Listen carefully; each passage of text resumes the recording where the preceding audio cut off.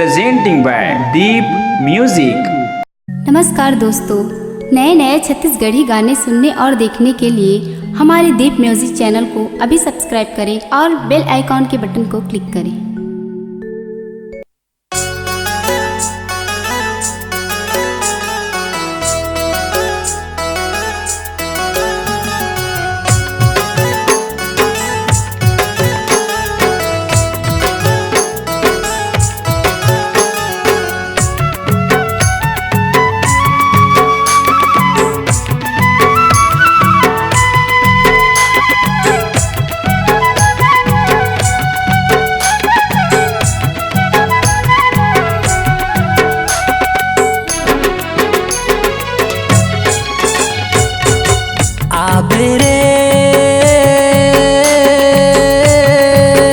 सखी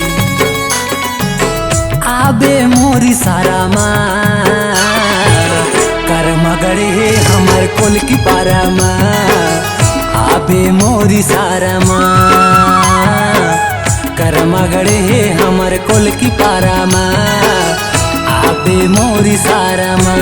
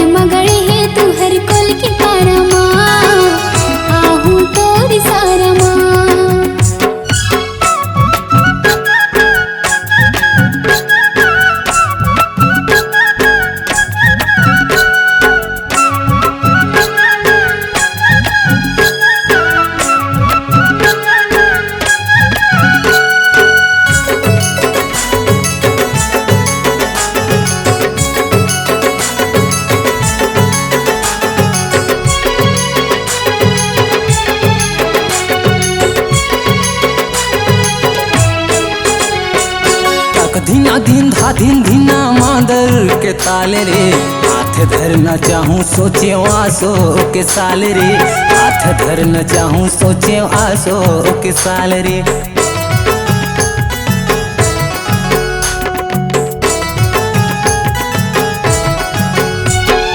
झूमर डरे दिखे तीनों ऐसी नचाबे रे हम डरे दिखे सबो कनी हाल चुकाबे रे हम डरे दिखे सबो कनी हाल चुकाबे रे। देख लेबे देखत रहिबे बैठे रे हूँ बाड़ा माँ देख लेबे देखत रहिबे बैठे रे हूँ बाड़ा माँ कर मगड़े ही तू हर कोल की पारा माँ आहू तोरी सारा माँ।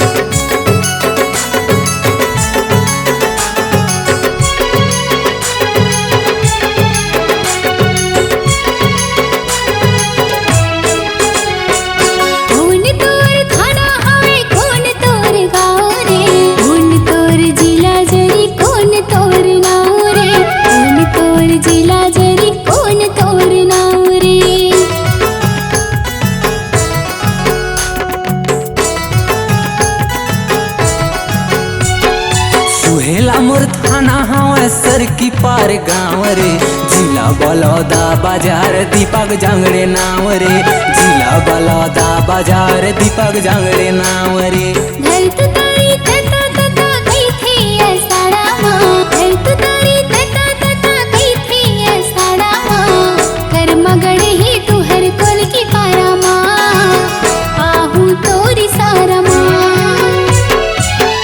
आबे रे सखी आबे मोरी सारा माँ कर मगड़े हमर कोल की पारा माँ आबे मोरी सारा माँ कर मगड़े ही तू हर कोल की पारा माँ आहू तोरी सारा माँ।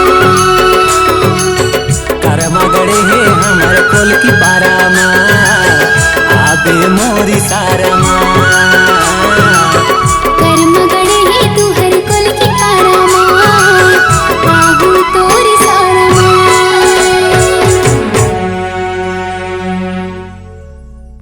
अपने आवाज एवं सुमधुर स्वर को एक नई पहचान देने के लिए चले आइए Aradhana audio recording studio, Kabir Dharmnagar, Damakheda. Mobile number 7067046464 9753451493।